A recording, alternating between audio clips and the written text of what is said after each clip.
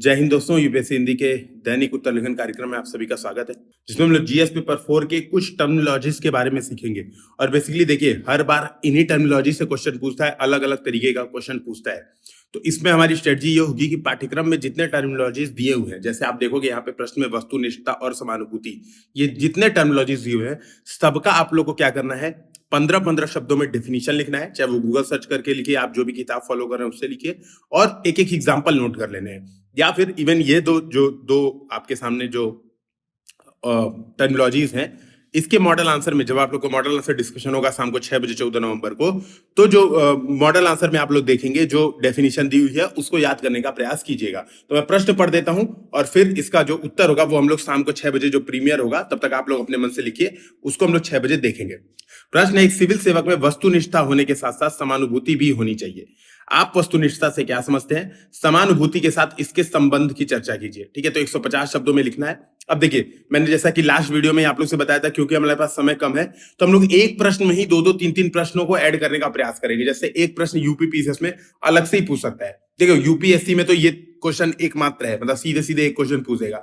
UPPCS में एक question ये भी बन सकता है, एक सिविल सेवक में वस्तुनिष्ठता होने के साथ समानुभूति होनी चाहिए। आप क्या ये सही मानते हैं, चर्चा करें। एक क्वेश्चन यही पूछ सकता है, वस्तुनिष्ठता से आप क्या समझते हैं, उदाहरण से चर्चा कीजिए। एक क्वेश्चन पूछ सकता है, समानुभूति एवं वस्तुनिष्ठता दो महत्वपूर्ण सिविल सेवा के मूल्य है, इनके आपसी संबंधों पर चर्चा कीजिए। तो ये 3 तरह के प्रश्न यूपीपीसीएस में अलग अलग तरीके से पूछ सकता है। सभी का उत्तर इसी में दिया होगा। इंग्लिश में पढ़ देता हूं। A civil servant need to be objective as well as empathetic. What do you understand by objectivity? Discuss its relationship with empathy. ठीक है, तो आप ये प्रश्न देख पाएंगे, इंग्लिश में भी है। प्रश्न पढ़ें, उसके बाद मैं कुछ आपको सजेशन देता हूं, आप चाहें तो उसको यूज कर सकते हैं एग्जामिनेशन में अच्छे मार्क्स के लिए। सिविल सेवक को वस्तुनिष्ठ होने के साथ साथ समानुभूति रखने वाला भी होना चाहिए। वस्तुनिष्ठता से आप क्या समझते हैं, समानुभूति के साथ साथ इसके संबंधों की विवेचना कीजिए। तो देखिए, आप प्रश्न पढ़ेंगे और 1 मिनट सोचेंगे, इसका एक रूपरेखा तैयार करने का प्रयास करेंगे। और एथिक्स के क्वेश्चनों में विशेषता मैं आपसे एक सजेशन देना चाहूंगा, इंग्लिश में अवश्य पढ़े। इसीलिए मैंने इंग्लिश का जो प्रश्न है वो भी लिखा है। A civil servant needs to be objective as well as empathetic. What do you understand by objectivity? Discuss its relationship with empathy. अब आपको समझना है कि प्रश्न में कितने पार्ट हैं। जनरली यूपीएससी 150 शब्दों में प्रश्न पूछती है, और आपको 150 शब्द जितने कम वर्ड में आप अगर देख पाएंगे तो मुझे कितने क्वेश्चन सॉल्व करने। देखिए, पहला, सिविल सेवक को वस्तुनिष्ठ होने के साथ साथ समानुभूति रखने वाला भी होना चाहिए, इसको बताना है। वस्तुनिष्ठता से आप क्या समझते हैं, इसको बताना है। समानुभूति के साथ इसके संबंध की विवेचना करें, इसको बताना है। निष्कर्ष और भूमिका मुझे लिखनी है। आप समझ सकते हैं कि आपके पास बहुत लिखने का चांस इसमें कम है। सजेशन नंबर 1, जिसको मैं एक्सपर्ट टिप्स के नाम से बोलता हूं, 2 लाइन की परिभाषा के नोट्स बनाएं सभी मूल्यों के। आपने एथिक्स का सिलेबस देखा होगा, एथिक्स का सिलेबस उठाएंगे, उसमें ढेर सारे मूल्य दिए हुए हैं कि एक सिविल सेवक को इन इन मूल्यों का पालन करना चाहिए। वो सभी मूल्य उठाएं और 2-2 लाइन की डिफिनीशन सबकी बिल्कुल आपके टिप्स पे रटी होनी चाहिए। और अगर आप इसका एग्जाम्पल देखना चाहते हैं तो आप हमारे टेलीग्राम ग्रुप पे मैंने जीएस पेपर 4 के नाम से जो फाइल है उसमें आप देख सकते हैं करीब 15 पेज के नोट्स हैं, और वही 15 पेज के नोट्स मेरे पेपर 4 के नोट्स है। उससे ज्यादा मैंने पेपर 4 के लिए कोई नोट्स और कुछ तैयारी नहीं की है, सिर्फ वो 15 पेज के नोट्स, क्योंकि बहुत ही प्रिसाइज है। जितने काम के क्वेश्चन आते हैं यूपीएससी में सबको सॉल्व किया गया है। तो आप उसको आराम से यूज कर सकते हैं अपने फायदे के लिए। लेकिन समझें, ये आपको खुद से बनाने हैं मूल्यों के नोट्स, यानी कम से कम 20 शब्दों में हर मूल्य की डिफिनीशन आपको याद होनी चाहिए। दूसरी बात, रियल लाइफ उदाहरण दे कि किस प्रकार कोई लोक सेवक इन मूल्यों का पालन करता है। देखिए, बात तो समझना होगा कि एथिक्स का जो पेपर 4 है ये आपको बहुत ज्यादा क्रिएटिविटी की अनुमति देता है। आप अधिक से अधिक क्रिएटिविटी दिखा सकते हैं, और यहीं पे आप देखेंगे कई लोग के 144 मार्क्स भी आते हैं और कई लोग के 90 मार्क्स भी आते हैं। तो डिफरेंस भी काफी एथिक्स का पेपर बनाता है। कारण क्या है कि कुछ लोग बिल्कुल रटन आंसर देते हैं, बिल्कुल जो हम कह सकते हैं एक तरह से जो दर्शन शास्त्र का पेपर है उसको समझ के सॉल्व करते हैं। और जो कुछ लोग होते हैं, जैसे आप जब टॉपर्स की कॉपी अगर देखेंगे, जो कि काफी प्लेटफॉर्म्स पे आपको मिल जाएगी, तो आप देखेंगे कि उन्होंने क्या किया है, बेसिकली जो करंट लाइफ के एग्जाम्पल हैं दैनिक जीवन में ये क्या करते हैं, दैनिक जीवन में कहाँ देखते हैं, उसको वो एग्जाम्पल के तरह पे पुट करते हैं। फॉर एग्जाम्पल अगर मैं कहूं कि एक कार जा रही है तेजी से, मैं एक एग्जाम्पल आपको कोट कर रहा हूं, एक कार तेजी से जा रही है, उसने ट्रैफिक लाइन तोड़ दी, ठीक है। तो जो वहां पर ट्रैफिक पुलिस वाला रहेगा वो क्या करेगा, वो तुरंत जाएगा और कार वाले को पकड़ेगा। लेकिन जब वो कार को पकड़ रहा है तो देख रहा है पीछे जो कार ड्राइवर जो गाड़ी चला रहा है उसकी जो पीछे सीट पे एक गर्भवती महिला दर्द से चिल्ला रही है। अब वो क्या करे, नियम का पालन करके कार का चालान काटे कि नियम को तोड़े? आपको यही जो वस्तुनिष्ठता क्या कहती है कि नियम का पालन करो, और समानुभूति क्या कहती है कि दूसरे की पीड़ा को समझो। आपको इसी चीजों के बीच में जो द्वंद्व है वो ऐसे एग्जाम्पल्स के माध्यम से ही दिखाना है, अलग अलग एग्जाम्पल्स के माध्यम से आपको ये द्वंद्वों को दिखाना है। उससे क्या होगा, आपके नंबर अच्छे मिलेंगे। निष्कर्ष लिखें और इस उत्तर के माध्यम से पैटर्न समझें कि किस तरह से हम जो भी वैल्यूज हैं, जो भी टर्मिनोलॉजी के क्वेश्चन है सॉल्व करेंगे। हम अपने प्रश्न की ओर चलते हैं, उसका उत्तर देखते हैं।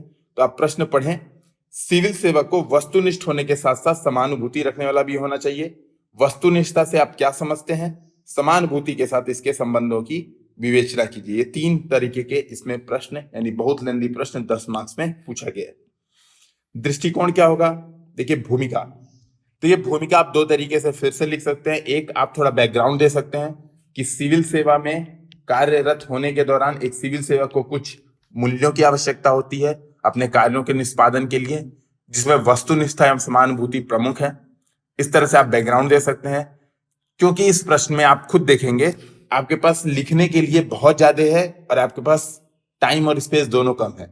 तो यहां पे मैं क्या करूंगा, मैं बिल्कुल सीधा टू द पॉइंट उत्तर पे जाऊंगा। यानी मैं क्या करूंगा, सीधे वस्तुनिष्ठता क्या है। देखिए आप प्रश्न में पूछा है वस्तुनिष्ठता से आप क्या समझते हैं, मैं सीधे वहीं से शुरुआत करूंगा। समानुभूति क्या है, क्योंकि एक समानुभूति भी कीवर्ड है। देखिए समानुभूति भी एक कीवर्ड है, मैं सीधे यहां पे पहुंचूंगा, इन दोनों को समझाऊंगा। ये 50 शब्दों के अंदर कोशिश करूंगा समझाने की।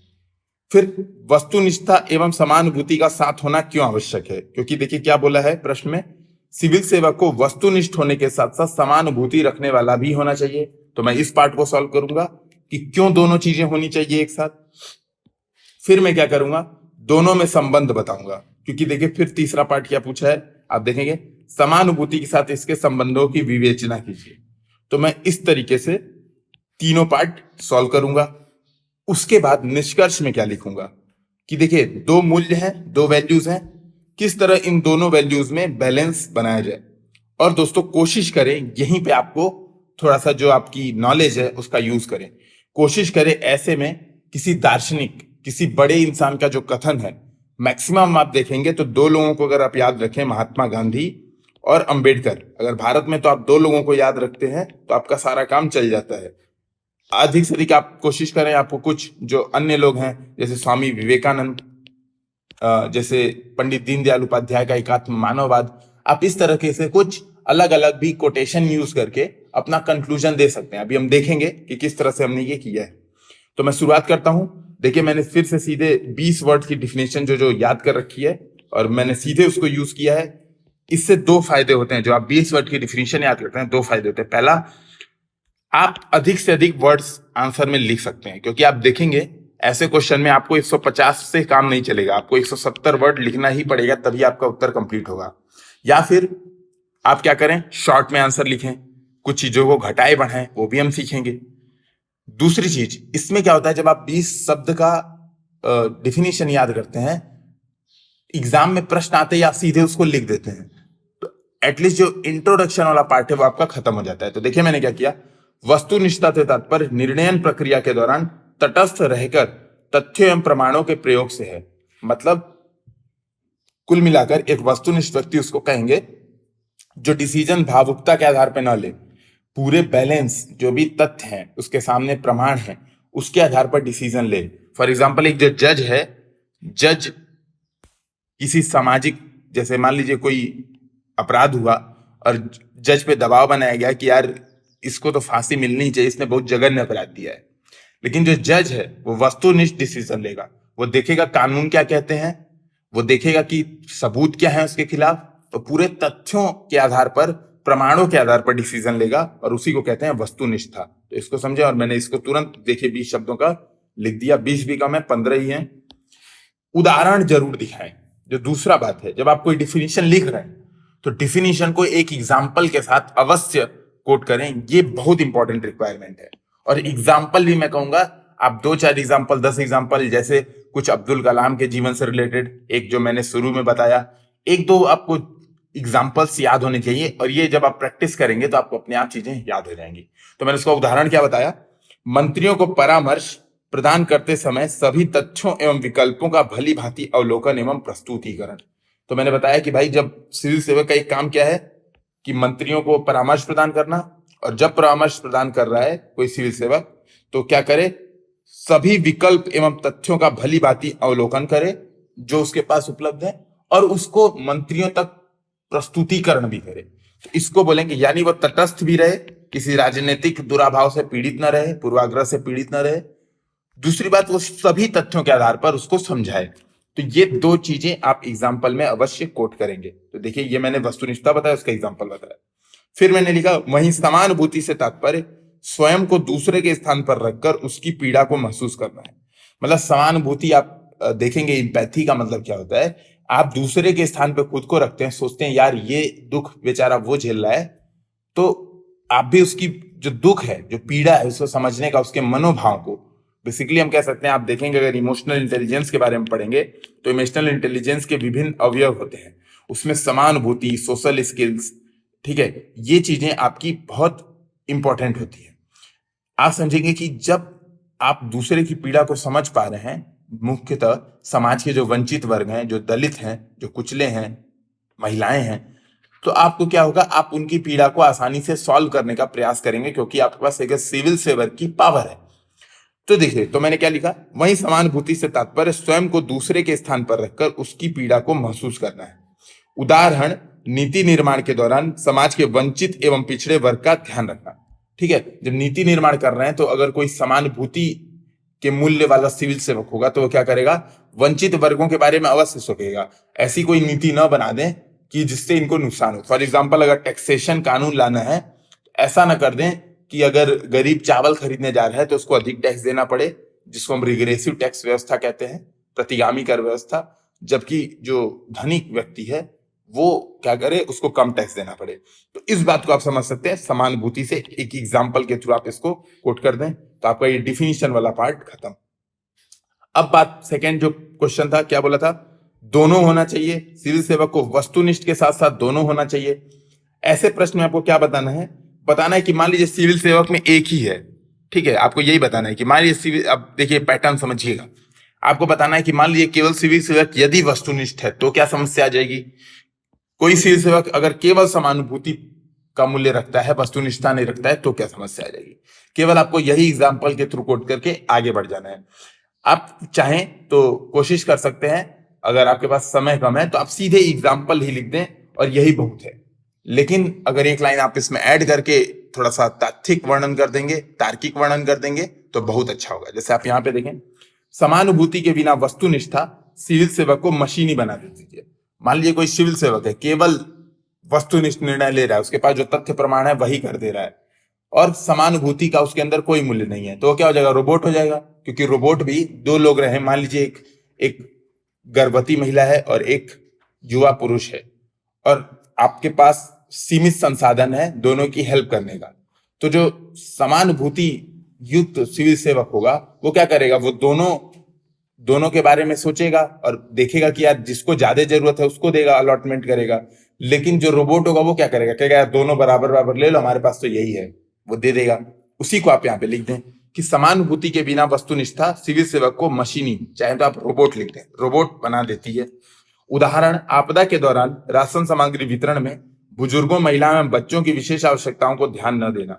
मान लीजिए आपदा आई तो जो सिविल सेवक वस्तुनिष्ठ है वो क्या करेगा, इनकी विशेष आवश्यकताओं को नहीं देखेगा, वो क्या करेगा, कहेगा देखो उसको सरकार ने कहा है कि सबको बांटना है, वो क्या करेगा, सबका साथ सबका विकास, सबको बांट देगा, किसी के लिए विशेष आवश्यकताओं की चर्चा नहीं करेगा। तो ये देखिए, तथा यह सामाजिक न्याय के संवैधानिक लक्ष्य से दूर करती है। जब ऐसा हो जाएगा कि व्यक्ति के अंदर समानुभूति और मुख्यतः सिविल सेवक के अंदर समानुभूति खत्म हो जाए तो सामाजिक न्याय का जो संवैधानिक लक्ष्य है वो दूर हट जाएगा। फिर दूसरा पार्ट, वस्तुनिष्ठा के बिना समानुभूति। मान लीजिए एक सिविल सेवक है, केवल उसके अंदर समानुभूति है, वो दूसरे को देख के, दूसरे के दुख को देख के एकदम भावुक हो जाता है, रोना शुरू कर देता है, परेशान हो जाता है, सोचता है कितनी हेल्प कर दे। वस्तुनिष्ठा का तथ्य उसके अंदर एकदम तत्व खत्म हो गया है। आप समझिए जो मूल्य है वस्तुनिष्ठा का वो समाप्त हो गया है। अब वो क्या करेगा, वो विभिन्न समस्याओं को जन्म दे देगा। देखिए कैसी, अनियमितता, पक्षपात एवं अपव्यय को जन्म देता है। अब मान लीजिए वो अब देखेगा कि एक गर्भवती महिला है, बेचारी परेशान है, या फिर कोई वृद्ध है, बुजुर्ग है, ऐसा कुछ वो देखेगा तो वो क्या करेगा, वो सोचेगा कि जो सरकारी योजनाएं हैं इसको कुछ तरीके से फायदा दिलवा दो। तो वो भ्रष्टाचार को भी जन्म दे सकता है अगर उसके अंदर वस्तुनिष्ठा न रहे। तो देखिए क्या लिखा, अनियमितता, पक्षपात एवं अपव्यय को जन्म देती है। उदाहरण, भावुक होकर सरकारी धन को गरीबों में बंटवा देना। भाई समानुभूति है उसके अंदर, पता है वो पीड़ा महसूस कर पा रहा है कि गरीबों की पीड़ा है, वो बेचारे धन नहीं अर्जित कर पा रहे हैं, तो क्या करेगा कोई सिविल सेवक, पूरी तरह से समानुभूति है तो भावुक हो जाएगा और दे देगा पूरा धन जो सरकारी धन है। तो ये दोनों बातें हमने कर दी, दूसरा पार्ट भी हमारा खत्म हो गया। अब तीसरा पार्ट देखते हैं, दोनों मूल्यों में संबंध। दोनों मूल्यों में संबंध, अब देखिए ये तो प्रश्न है। मान लीजिए कोई प्रश्न आता है कि ज्ञान के बिना नैतिकता और नैतिकता के बिना ज्ञान, ठीक है, दोनों ही अच्छे नहीं है, ऐसा कोई प्रश्न आता है, ठीक है। जितने तरीके के ऐसे प्रश्न आते हैं तुलनात्मक वाले कि दोनों कैसे हैं, आपको ये पैटर्न फॉलो करना है कि दोनों की साथ में क्यों आवश्यकता होती है। मान लीजिए ज्ञान के साथ नैतिकता, तो आप एग्जाम्पल दे देंगे कि ज्ञान भी है नैतिकता भी है, यानी अब्दुल कलाम, डॉक्टर अब्दुल कलाम को एग्जाम्पल कोट करें और समझाएं कि उन्होंने भारत के लिए कितने अच्छे अच्छे काम किए। ज्ञान है लेकिन नैतिकता नहीं है, तो आप कोट कर दें डॉक्टर AQ खान, जो पाकिस्तान के परमाणु वैज्ञानिक थे और परमाणु प्रसार में योगदान देके नॉर्थ कोरिया जैसे देशों तक उन्होंने, ईरान जैसे देशों तक उन्होंने परमाणु तकनीक पहुंचा दी। आप इसको कोट कर सकते हैं कि भाई ज्ञान तो उनके अंदर भी है। इसी तरीके से यहां पे आप देखें कि दोनों मूल्यों की आवश्यकता मैंने कैसे बैलेंस किया।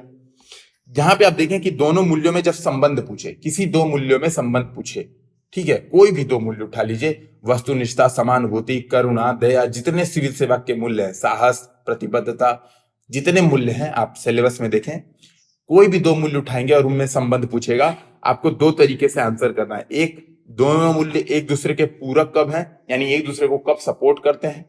दूसरा, दोनों मूल्य किन परिस्थितियों में विरोधाभासी हो जाते हैं, और कम से कम एक एक एग्जाम्पल देके इसको कोट कर लें। यहां पे देखिए मैंने क्या किया, दोनों मूल्यों में संबंध, पूरक, मैंने क्या बताया, उदाहरण, प्रक्रियाओं का पालन करते हुए सकारात्मक पक्षपात, उदाहरण, गर्भवती महिलाओं, दलितों आदि का ध्यान रखना, क्योंकि संविधान भी कहता है, देखिए प्रक्रियाएं क्या है, मतलब नियम कानून, आचार संहिता, जिसको सिविल सेवक को पालन करना आवश्यक होता है, इसका पालन करते हुए यदि व्यक्ति सकारात्मक पक्षपात करे, जिसकी अनुमति संविधान भी देता है। आप देखेंगे अनुच्छेद 15 पढ़ेंगे, अनुच्छेद 16 पढ़ेंगे, तो इसमें क्या कहता है, संविधान भी कहता है कि सकारात्मक पक्षपात होगा, ठीक है। आरक्षण का मूल्य इसीलिए लाया गया संविधान में। तो आप समझें, तो ये क्या है, दोनों मूल्यों को पूरक बना रहे कि वस्तुनिष्ठ भी है वो सिविल सेवक और समानुभूति भी है, और दोनों मूल्य एक दूसरे का विरोध नहीं कर रहे हैं। लेकिन विरोधाभासी कब हो जाएंगे, देखिए उदाहरण, किसी वृद्ध महिला के पास राशन कार्ड न होने पर उसको राशन दिया जाए अथवा न दिया जाए। अब देखिए जब ऐसी सिचुएशन आ जाएगी तो क्या होंगे, दोनों के बीच के संबंध विरोधाभासी हो जाएंगे। वस्तुनिष्ठता कहेगी कि यार नहीं, इसके पास राशन कार्ड नहीं है, नहीं देंगे। समानुभूति क्या कहेगी, समानुभूति कहेगी कि दे देना चाहिए यार, गरीब महिला है। आपको समझना है एज ए सिविल सेवक आपके पास कितने विवेकाधिकार हैं, क्या आप कर सकते हैं, और ये चीजें जो है क्या हम कर सकते हैं। ऐसा जब केस स्टडी होगी तो आने वाले लेक्चर्स में हम डिस्कशन करेंगे, नहीं तो वीडियो बहुत लॉन्ग हो जाएगा। तो हम इस तरह से दोनों में संबंध भी, मैंने तीसरा पार्ट भी समाप्त कर दिया। अब आते हैं निष्कर्ष पे। निष्कर्ष पे मैंने बोला था किसी बड़े व्यक्ति को कोट करके अपना निष्कर्ष लिखें कि कैसे दोनों मूल्यों के बीच में संतुलन बनाया जाए, और हर जो इस तरह का क्वेश्चन आएगा आपको यही करना है। तो मैंने क्या कहूंगा, इस प्रकार एक सिविल सेवक यदि महात्मा गांधी के विचार अंत्योदय एवं स्वयं को निर्धनतम व्यक्ति के स्थान पर रखकर सोचना। देखिए पूरा कोटेशन उनका लिखना यहाँ पे संभव नहीं है क्योंकि बहुत लॉन्ग हो जाता है। जैसे महात्मा गांधी कहते हैं कि यदि आपको कोई निर्णय लेना हो तो आप स्वयं को समाज के अंतिम पायदान पर स्थित व्यक्ति के हिसाब से रख के सोचें और फिर डिसीजन लें, आपका डिसीजन गलत नहीं हो जाएगा। जिसको अंत्योदय के नाम से भी जाना जाता है, कि अगर समाज का अंतिम व्यक्ति का हम उदय करते हैं, जो समाज का सबसे दलित है, दमित है, उसका अगर हम उसको सशक्तिकरण कर दें तो पूरा समाज ही सशक्तिकरण हो जाएगा। इसको अंत्योदय भी कहते हैं। तो आप चाहें तो इसके हिसाब से कोट कर दें कि डिसीजन जब लें तो आप अपने आप को उस स्थान पर रख के सोचें, तो क्या होगा, समानुभूति एवं वस्तुनिष्ठता के मूल्यों में संतुलन बनाया जा सकता है। तो मैंने ये कोट कर दिया। इससे क्या होगा, ये जो बैलेंस अप्रोच है वो हो जाती है। तो दोस्तों, जो हम रोज कहते हैं, ये ज्ञान नहीं बल्कि समझ की परीक्षा है। और समझ जो बेसिकली एथिक्स के पेपर 4 में और ज्यादा महत्वपूर्ण है, क्योंकि इसमें आपको दैनिक जीवन के एग्जाम्पल कोट करने होते हैं। इस बात को समझें, अपने दैनिक जीवन से, महापुरुषों के दैनिक जीवन से, और जो भारत के मुख्यतः आप अब्दुल कलाम को एक पॉइंट कर लीजिए, डॉक्टर अब्दुल कलाम को, उनके जीवन के कुछ एग्जाम्पल्स, जो वैज्ञानिक हैं कुछ उनके जीवन के एग्जाम्पल्स, कुछ जो सिविल सेवक हैं, जैसे आपने कुछ सुना होगा, आर्मस्ट्रांग पामे का नाम सुना होगा, इसके अलावा आपने मंजू राजपाल का नाम सुना होगा। इन कुछ सिविल सेवक की जो केस स्टडीज है, इनको दिमाग में रखें और इनको हमेशा कोट करते रहे। तो दोस्तों, उम्मीद है कि आपको ये वीडियो पसंद आएगा। कृपया अधिक से अधिक इसे लाइक करें, शेयर करें और सब्सक्राइब करें। धन्यवाद।